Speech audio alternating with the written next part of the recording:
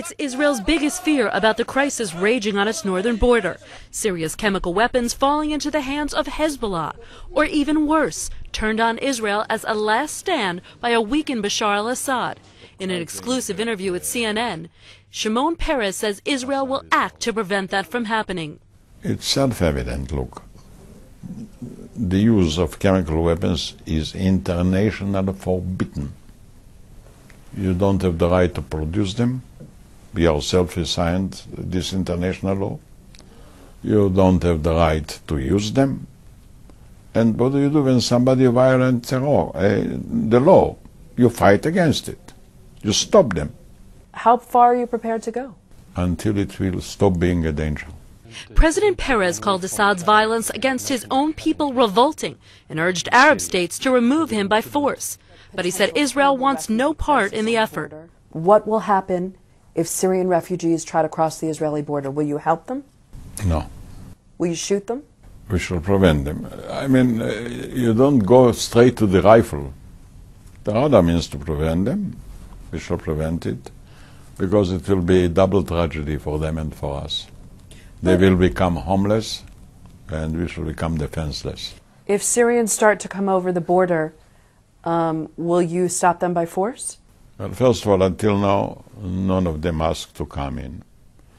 If they will come in by force, we shall stop them by force.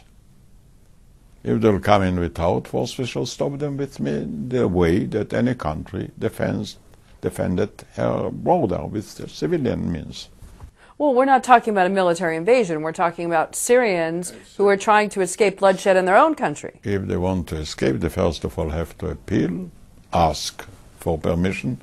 None of them did it. Israel wasted no time blaming Iran for last week's bombing of a tour bus in Bulgaria, which killed 5 Israelis and wounded dozens more, but has yet to produce evidence. Is there hard intelligence that says that Iran and Hezbollah were involved? I would say yes. And enough, what do you mean hard? Enough information to accuse them. Do you believe that more attacks are being planned? Yes. I think Iran is a center of terror.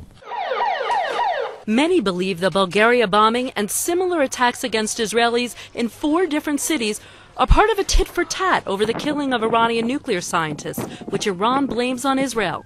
The president didn't confirm Israel's involvement in the assassinations, but he said Israel would not stand by while its citizens are targeted.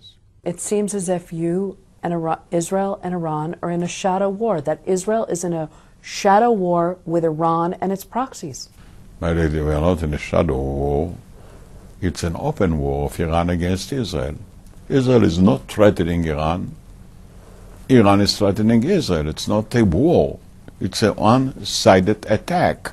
If you retaliate, Mr. President, aren't you prepared for the wave of terror that could hit Israeli citizens all over the world? You can't protect every Israeli tourist in every city around the world.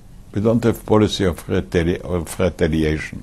We have a policy of prevention. But this prevention could kill, in effect, many other Israelis. Self-defense is the right and the must of every people, everybody.